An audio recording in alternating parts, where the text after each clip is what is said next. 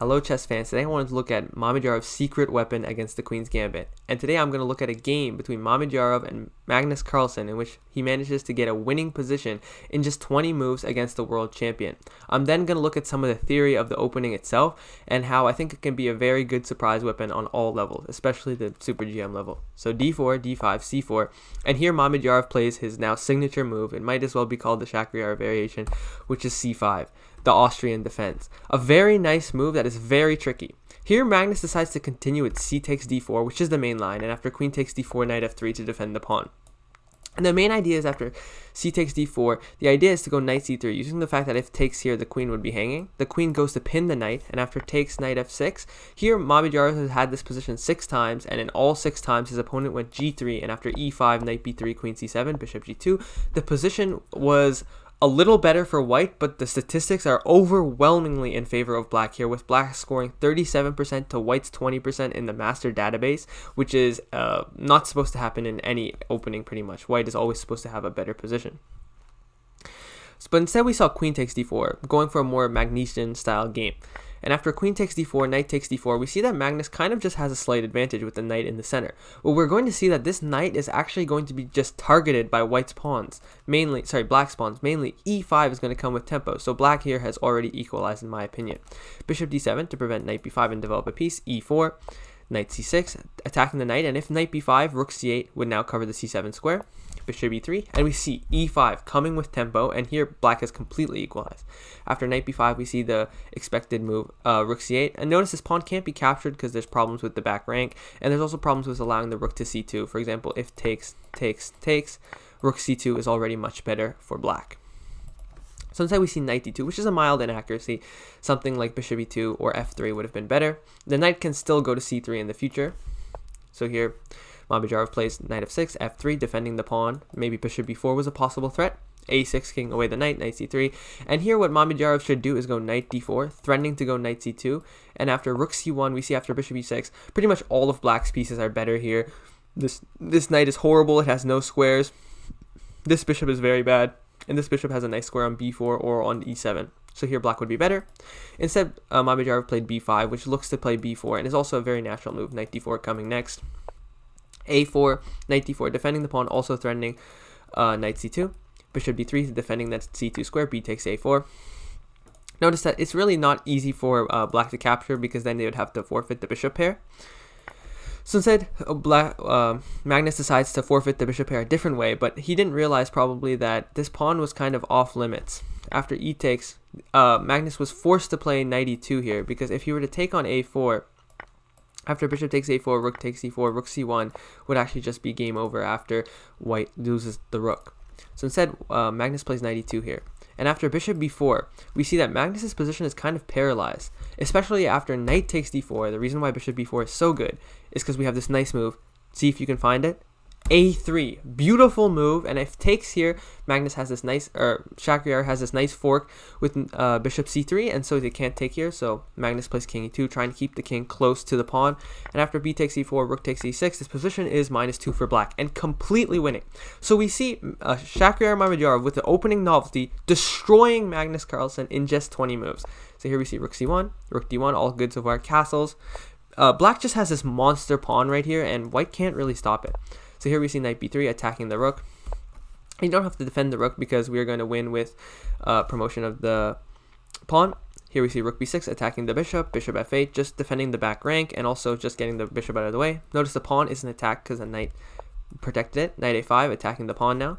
And here we saw bishop a4 attacking the rook. This is a mild inaccuracy. Instead, black should have tried to activate another piece with knight h5 to look into f4, but also prepare g6 and bishop g7 to keep the pawn defended forever, and the bishop would be very nice on the long diagonal.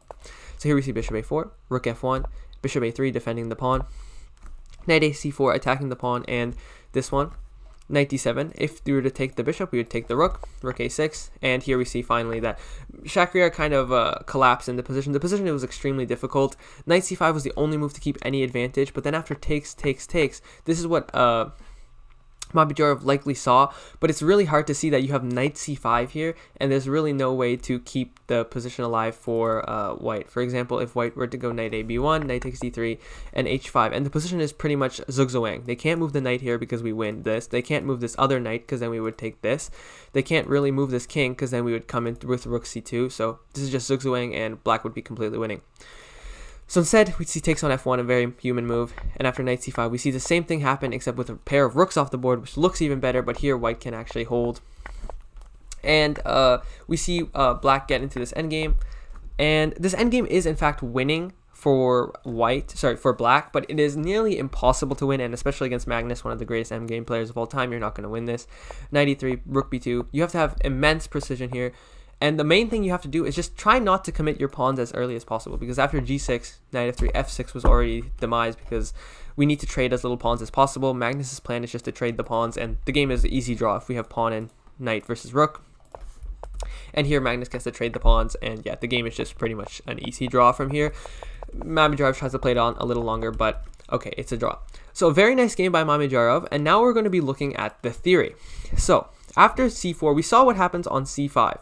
What white is most likely going to do is take here, and after queen takes, here we're going to take with our queen. What they're going to do, they're going to do is go knight f3. And after c takes d4, queen takes d4, we saw this what happens in the game.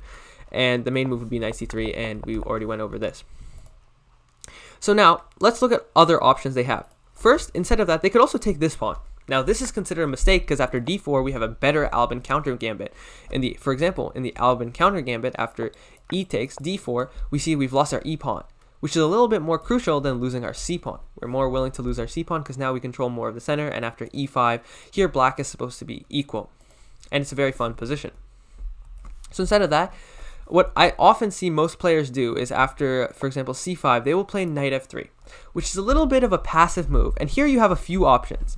I think knight f3 is probably the best move because, honestly, black's best choice is to transpose into the semi-tarrasch here with e6 or the tarrasch. But instead, we can't really be doing that. So we're going to play c takes d4. And after queen takes d4, which is also a line, we have knight c6. And after queen takes d5, we have this fork. And here black is supposed to be equal. Mamedryarov has had this a few times as well. But also, another move we have after d takes is to take here with the pawn. And after this, our position becomes tricky because this knight becomes very useful on this square. So we play queen takes d4, and this looks like a direct transposition, but the knight was over here. So it is definitely a better version for black. And after knight fc3, queen a5 would transpose. Okay, so that's what happens if they were to play knight f3. We can pretty much transpose to the lines. Next, they play 2 knight f3. Here, we're going to play c5 again. Don't ever be worried about them taking here, because after e6, the position is completely equal. You can just win the pawn back. For example, c4, bishop takes c5, takes is completely equal because we have the IQP, but we got our bishop out in one move. And so here, we're essentially playing white side of an IQP because white would play bishop d6 and then bishop c5. But we got that in one turn, so don't be afraid of that. So after c5, what they're most likely going to do is play c4, which would transpose. But some people do also play e3, which is all you have to know is to play knight c6. And if here, again, always just play e6 and win the pawn back. And you don't really have to be worried about losing the pawn. Now, the final thing I wanted to talk about is with playing this universal c5 move. First of all, it really makes your life easy against knight f6 because you can play d5, and then, for example, whatever they do next, even if they play d4, you have c5. You can just pre-move c5. Even against b4, it might not even be the worst move on earth to play c5. Okay, so you're pretty much going to play c5 against anything else. And another thing that it does is, against d5, knight c3, this position is also kind of tricky because they are intending a Jobava London. So here we're again going to play c5. Beautiful move. If they play bishop f4, then we have a better version of the London after knight c6 because we have access to f6 and e5 without committing our f6 knight. So they probably won't do that. Instead, they should play e4. And here after d takes e4, they're in the what's it called? The Australian Gambit? I forgot what it's called. 1 second. The Albin counter gambit. Yes. So they would be playing the Albin counter gambit here. And this is supposed to be bad for black, and now white's playing it, so it's about equal. So that's the end of today's video, guys. I highly recommend you check out this amazing defense, d4, d5, c4, c5. It's an excellent defense. It's very tricky, and it's been used by Mamedryarov around 15 times at the top level. So it's definitely not that dubious as it seems. I will see you guys in the next one.